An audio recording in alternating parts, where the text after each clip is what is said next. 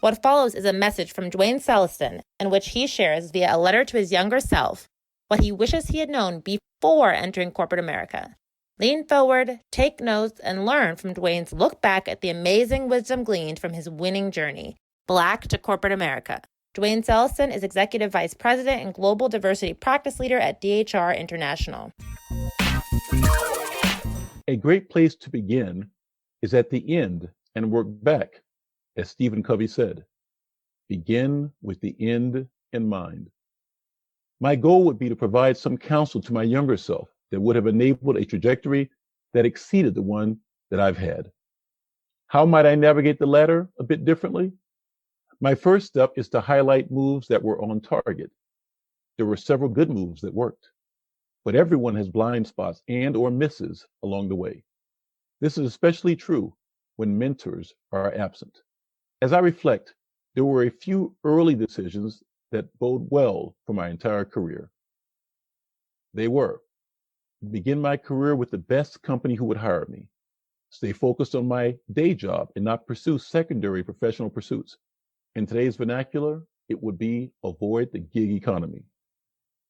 Set high goals, stay positive, work hard and smart, maintain the mercenary mindset.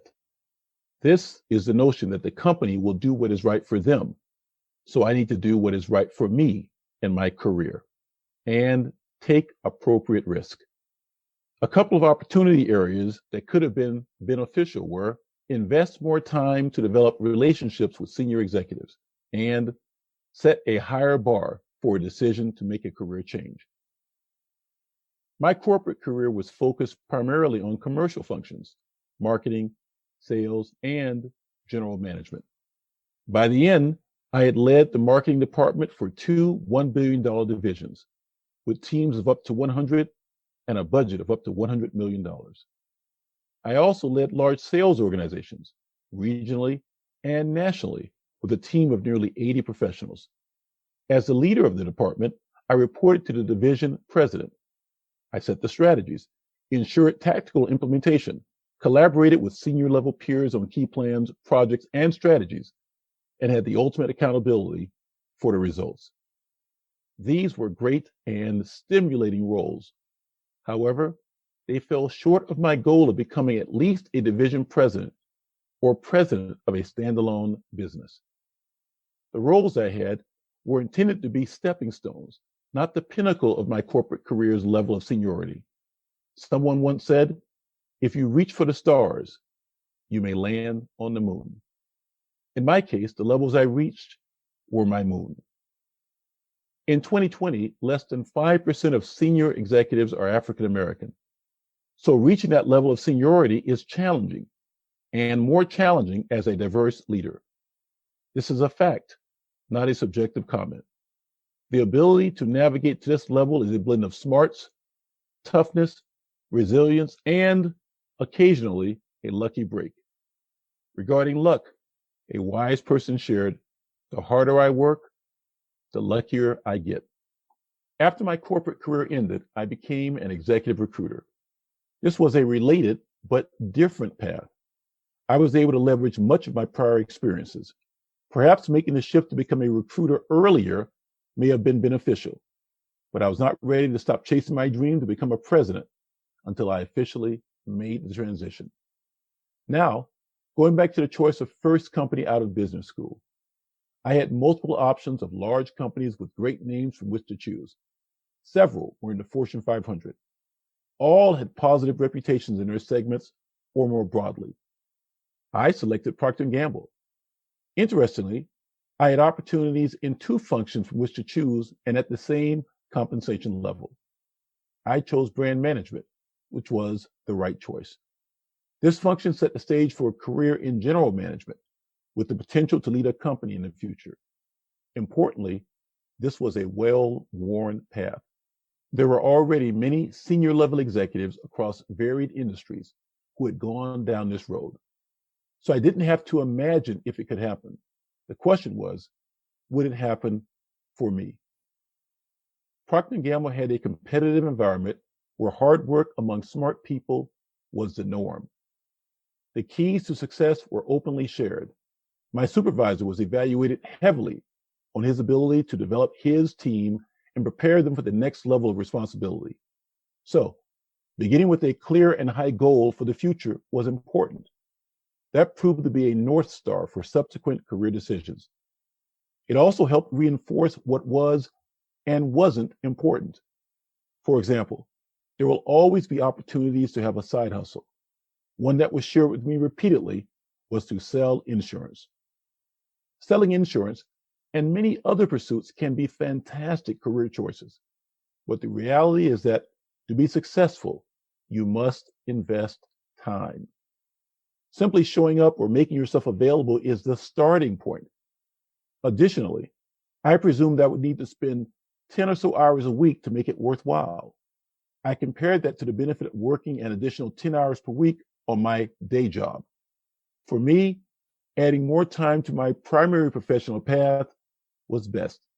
This enabled me to become more knowledgeable about my assignment, projects, project management, and to maintain focus. Those added hours paid dividends then, and I've continued to receive benefits years later. I must say that I wasn't purely head down working. There was fun to be had outside of work. However, there was an opportunity to expend more effort to spend time with more senior executives. For example, I could have targeted having more lunch, dinner, or drinks with those leaders, perhaps attend functions that they supported in the not-for-profit space. Most importantly, find areas of common interest and develop those areas to create relationships. Importantly, the earlier you create the relationship, the deeper it will be over time. Many leaders who were senior to me then became very successful and/or senior executives. Having those relationships could have been valuable over time. Over the years, I made a few company changes. This mercenary mindset allowed me to advance faster than I might otherwise have done. In one situation, after 6 years, in 2 functions, and working internationally with clear successes of significantly improving businesses, I was still at the manager level. I realized that results were not going to enable me to advance vertically on a desired timeline. In hindsight, that was the right time to move. Later in my career, I had a great job and was passed over for promotion. I was too emotionally tied to the decision. It led me to change firms a bit prematurely. I left before reaching pension eligibility, and more importantly, before the firm was acquired. The acquisition would have led to a significant personal earnings windfall. In this situation, a more mature view would have been to stay with the company and learn to work effectively with my new supervisor, who was a former peer. While challenging, this situation happens at the senior level as the pyramid narrows. This last move is where the North Star of high goals and the mercenary mindset needed to be modified. Over time, we must revisit the weighing of our priorities. They are not static for the duration of one's career. In fact, adjusting the weight of my priorities led me into the last chapter of my career, into executive recruiting. As a recruiter, I have a few different benefits versus leading a team in the corporate environment. For example, my supervisors are my clients. I can work from any location. This allowed my children to complete high school in one location, following 11 moves in 20 years. This is a results-oriented business, but the most important aspect are the relationships. And income is highly variable, largely based on an individual's performance. In my current role, I have high goals, but I'm focused on a different North Star. The mercenary approach has adjusted to winning and keeping clients versus changing organizations. Working smart and hard with a heavier emphasis on relationships is an important adjustment. Net, over time, it merits stepping back and reviewing your goals, progress, and the path you'll take to get there. While I'm pleased with the career I've had, with a few tweaks along the way, I believe I could have gone beyond my actual moon. Please check out blacktocorporateamerica.com.